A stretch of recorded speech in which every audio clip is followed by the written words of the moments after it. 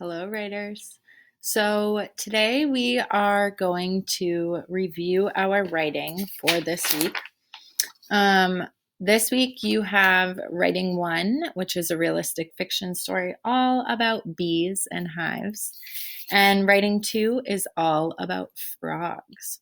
So this video is going to be used for both writing one and writing two because we're going to write this story the same way. So they're going to be about two different adventures with your characters, but we were going to use the same writing process. So for today, I'm going to work on writing number two story. So before we begin, I would like you to grab your materials, grab your paper, your pencil, as well as the portrait of your character. Go ahead and do that now. All right, awesome.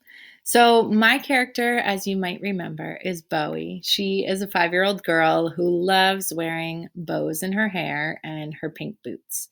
So, today I need to write a realistic fiction story all about Bowie going on an adventure and coming across a frog.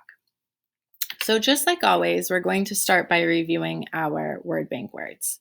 So, we have frog, amphibian, metamorphosis, green, hop, jump, bugs, tongue, lily pad, and pond. Okay, so some fun words there for an adventure. So, just to remind you, realistic fiction stories are stories that have not happened yet or have not happened at all, but could actually happen. So, the first thing that we're going to do now is brainstorm. We need to come up with at least 3 ideas that could actually happen with our character. So, I'm going to brainstorm out loud for you so that you can hear how I do it. And then I would like you to do the same. Okay, so maybe Bowie was reading a story all about amphibians and learned that frogs are a type of amphibian. So that's one idea. Maybe Bowie caught a frog. Maybe she caught a frog while she was near a pond. Okay, that's another idea. Or maybe Bowie was going for a walk near a pond and she saw a frog. Okay, that's a third idea. So see how I came up with 3 ideas with my character that could have happened but didn't actually happen. Right now I want you to pause the video and do the same. All right, are you ready? So we are going to choose one of the 3 ideas that you came up with to write a story about, and I'm going to do the same. So the story that I decided that I'm going to write about was my third idea, that Bowie went for a walk near a pond when she saw a frog.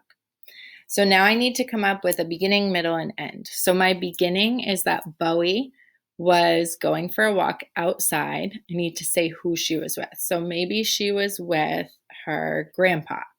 Okay, so Bowie and her grandpa were going for a walk outside near a pond. I want to say that it was maybe sunny out or maybe rainy. I'm going to say maybe it was rainy because she could wear her rain boots. And then when they were walking around the pond, they saw a green frog, okay, near the water. So that's the middle. And then maybe the end of my story is that the frog jumped, okay, and her grandpa laughed because they were so surprised by it. So see how I did a beginning, middle, and end. Now I want you to pause the video and do the same thing with your idea. All right, awesome. Great job, writers. So now we are going to get started. So just like always, we always start with a capital letter. We have to set the stage. We have to explain to the reader where they are, where our characters are, and who they are with. So I'm going to say that one rainy, maybe afternoon, Bowie, and do you remember who she's with? You are right. Oops. You need to write Bowie. You're right, her grandfather. So Bowie and her grandfather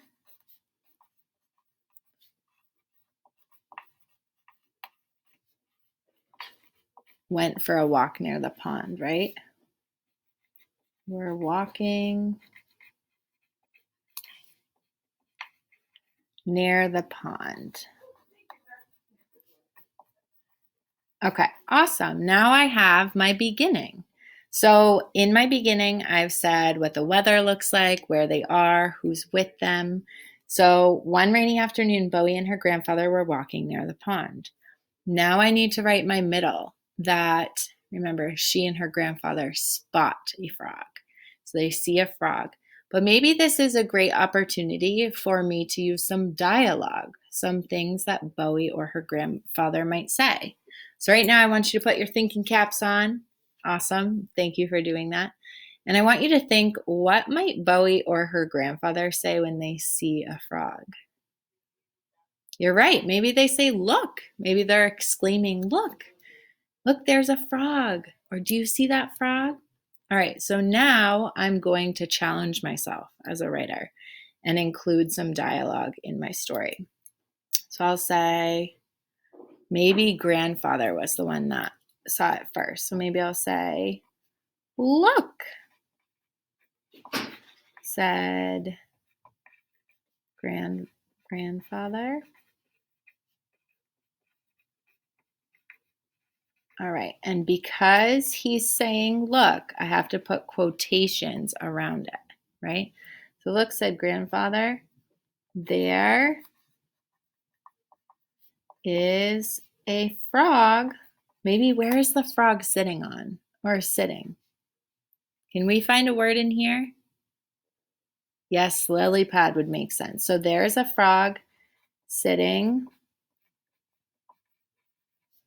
on the, now if I don't know how to spell it, I can stretch it out or I can use my word bank. On the lily pad.